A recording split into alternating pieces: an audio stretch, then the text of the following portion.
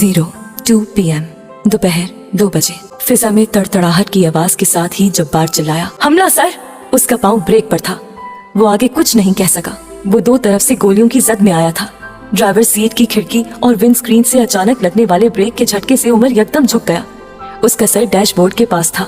जब उसने जब्बार की चीखें सुनी और विंड स्क्रीन की किरचियों को उड़ते देखा, 1 सेकंड के 1000वीं हिस्से में उसने पहले अपने कंधे और फिर अपनी गर्दन में लोहे की गर्म सलाखें सी घुसती महसूस की। वो बेइख्तियार चिल्लाया था। फिर यके बाद दीगरे उसने कुछ और सलाखों को अपनी गर्दन, कंधे और कंधे की पुष्ट में धंसते महसूस किया। कितनी वो नहीं बता सकता था। फिर फिजा में एकदम खामोशी छा गई। उसका सर डैशबोर्ड पर टिका हुआ था। गाड़ी की पिछली सीट पर भी कोई कुर्रा रहा था। दर्द की शिद्दत। चंद सेकंड्स के लिए खुली नजरों से उसने डैशबोर्ड से सर टिकाए टिकाए अपनी आंखों में उतरती धुंध को झटकने की कोशिश करते हुए नीचे देखा।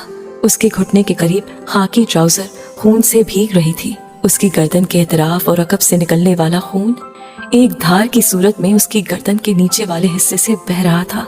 उसने सायरन की आवाज सुनी। उसने सांस लेने की कोशिश की। वो जानता था पुलिस मोबाइल अभी उसके पास होगी। वो जानता था वो अगले चंद मिनटों में अस्पताल ले जाया जाएगा। उसके जहन में बहुत सारे ख्यालात गड़बड़ हो रहे थे। चेहरे, आवाजें, माजी, हाल, चीजें, लोग। वो सांस लेने में कामयाब नहीं हो पा रहा था। वो चीख या कुर्रा भी नहीं सकता था। उसके एहसासात मुकम्मल तौर पर मफलूज नहीं हुए थे। उसने देखा उसके हाथ में दबा सिगरेट खून के उस तालाब में गिरा हुआ था जो उसके पैरों के पास पायदान में जमा हो गया था, मगर वो अभी सुलग रहा था। उसमें से उठता हुआ धुआं अजीब से अंदाज में ऊपर उठ रहा था। चंद सेकंड में उसने सिगरेट के शोले को मुकम्मल तौर पर बुझते देखा।